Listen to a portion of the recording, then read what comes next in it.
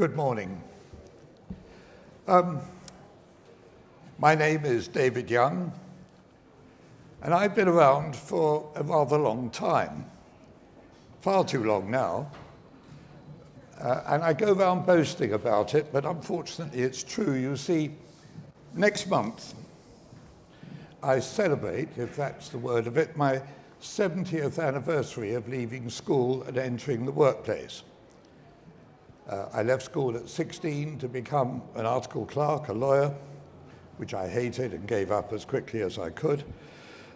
But it was a very different world that I entered into in all those years ago in July 1948.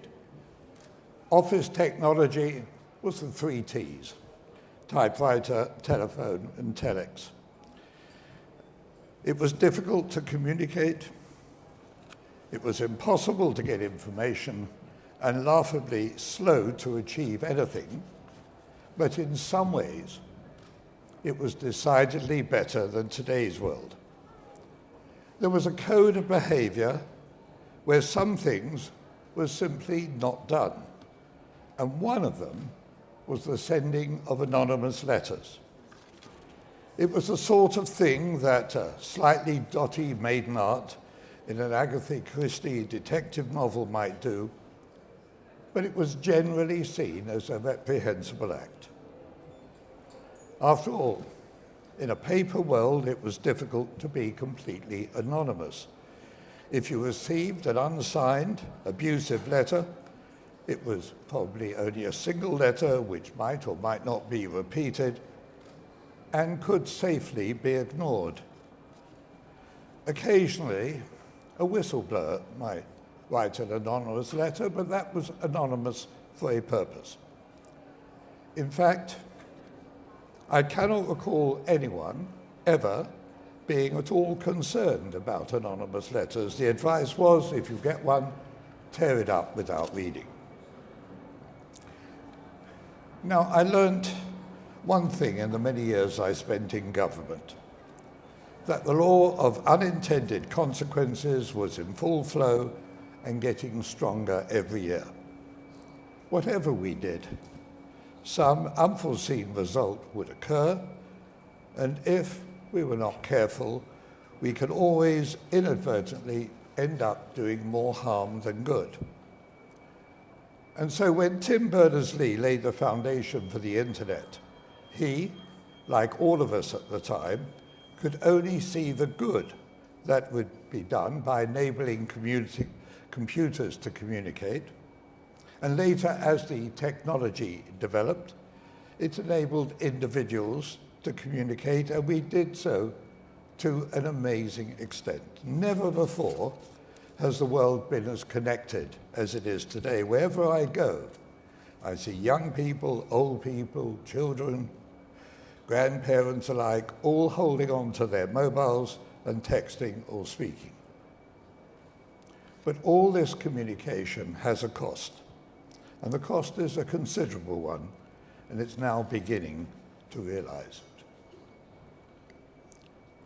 Going back a bit, towards the end of 1989, a few months after I'd left government for the first time, a friend of mine rang me and asked me if I would meet with the Princess Elizabeth of Yugoslavia, who at one time had been a minor celebrity figure.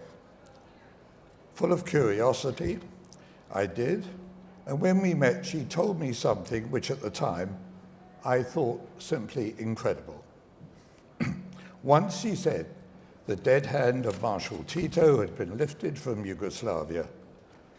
Once people who had in some ways forcibly been living together peacefully as neighbor for decade after decade would become free to rediscover that they were Christian or Muslim or for some other reason begin to hate one another.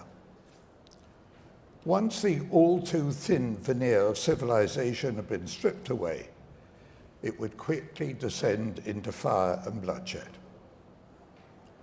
Well, I rang my friend back and said, this woman's a raving hysteric.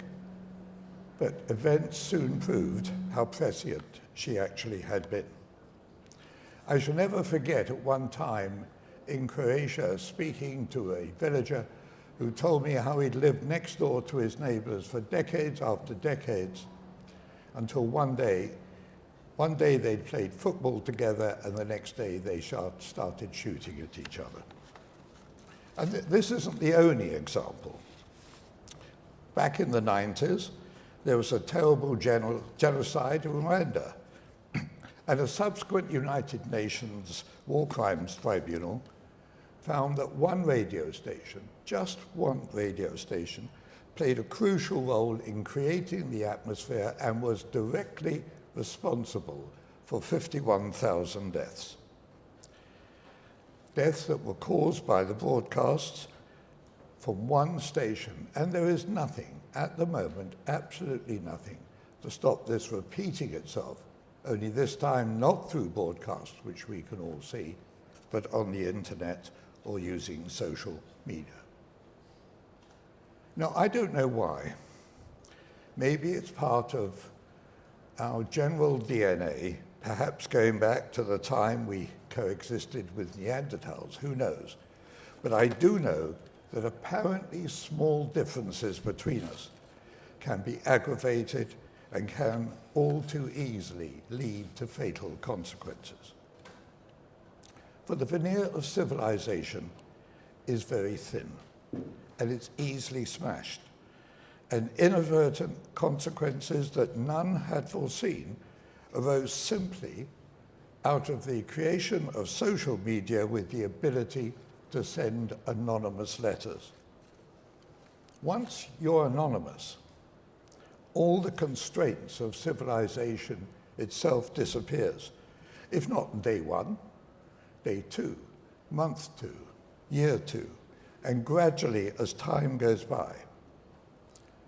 And that's why I believe we've seen a real and essentially worrying rise in the amount of hate crime over the last decade. The amount of pressure that individual members of Parliament face, the torrent of abuse that arrives on almost a daily basis, should frankly not be borne by anyone. After all, no one would argue that without the law, people would still continue to behave themselves, or that the fear of getting caught had nothing to do with the number of crimes.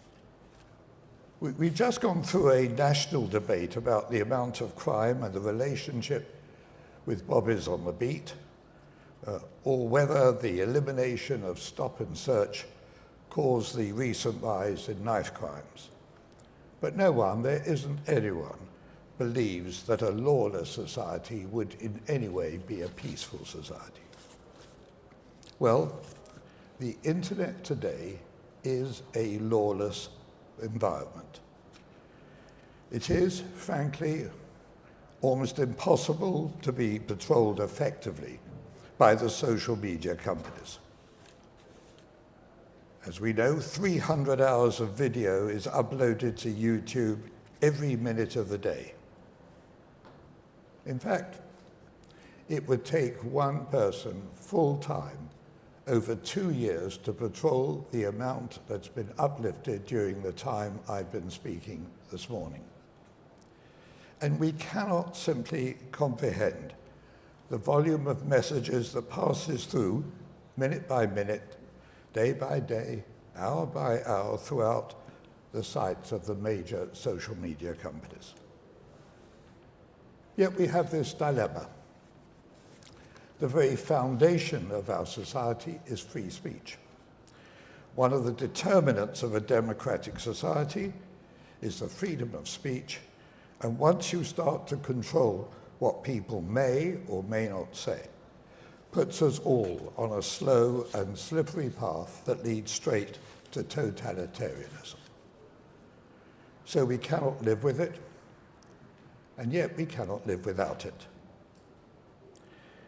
Even today, even the most democratic and open societies have a legal system and have a criminal law. We all have to walk that fine line that separates license from liberty, where freedom of opinion within the law is the order of the day. Yet, look what has happened where there is no law. No one could have missed the rise in hate mail. The amount of column inches in the press devoted to anti-Semitism in the Labour Party increases day after day. Islamophobia, homophobia, and other hate crimes continue to rise. Well, I'm a Jew, and I assure you of one thing, that any mention of anti-Semitism is something I would certainly notice. Yet for decade after decade after decade, I never came across anything about it in the press, but now no longer. It's there almost every day. Of course, like everything else in life, there are simple answers, but they're not easy ones. Take away the anonymous nature of social media, and then people will have to take personal responsibility for their views. Well, that's far easier said than done. But at the end of the day, we must be in a position to be able to ascertain the identity of the sender. We must find a way, at the very least, to make the social media company reveal the identity of their customer. I believe that merely knowing that your identity can be forced out of the company will restrain people in what they say and how they behave. Of course, the social media companies must hold the details of their customer, and if they don't, then they should run the risk of being liable as publisher. It's no longer good enough to say that they defend the right of their customers to anonymity, but not their data. That's not the only problem. There is the sheer volume of social media. This is now far bigger than people can deal with and cries out for technology which I believe will only come into existence with the further development of AI. Because today, looking for individual words is not good enough. Now you have to look for the meaning behind the words in a fast-changing environment. Only a few people here will remember the time when gay had an entirely different meaning to it has today. Cool is mainly used today to describe assent, but in my world, it's still about temperature.